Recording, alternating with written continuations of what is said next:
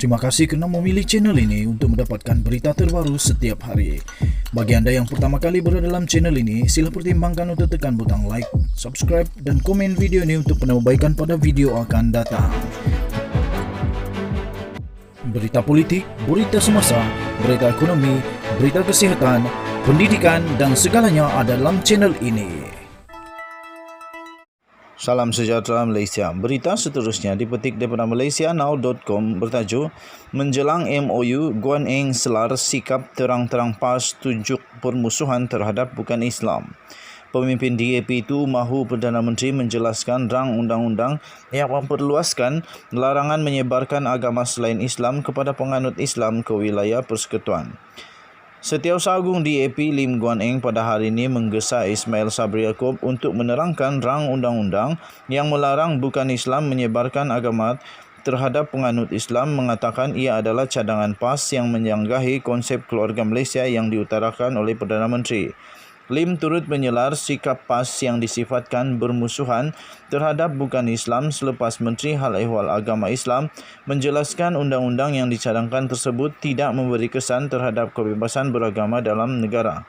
Katanya, hal ini berpunca dari rekod buruk PAS yang terang-terang menunjukkan permusuhan atau gagal menghormati masyarakat bukan Islam ketika pemimpinnya ingin menyekat hak perlembagaan orang bukan Islam atau mengurangkan penyertaan orang bukan Islam dalam kehidupan seharian atau dalam kerajaan, bukan hanya dalam soal agama.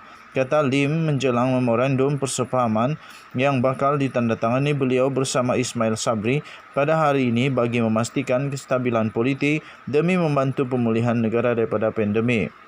Sebelum ini, Menteri di Jabatan Perdana Menteri Idris Ahmad yang juga adalah merupakan pemimpin PAS menjelaskan rang undang-undang tersebut adalah bagi mencegah penyebaran agama selain Islam dalam kalangan penganut Islam di 3 wilayah persekutuan iaitu Kuala Lumpur, Labuan dan Putrajaya.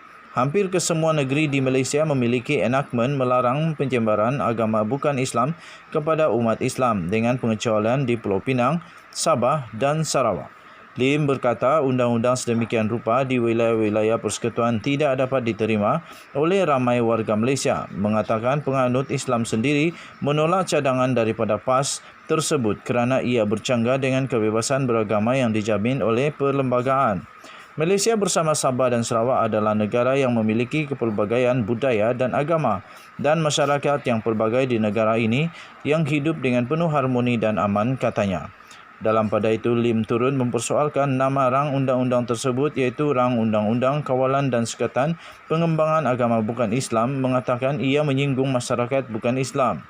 Jika kebebasan bukan Islam dihormati dan undang-undang syariah hanya terpakai kepada penganut Islam sahaja, enactment tersebut sepatutnya ialah dinamakan sebagai Kawalan dan Sekatan Pengembangan Agama Bukan Islam, katanya.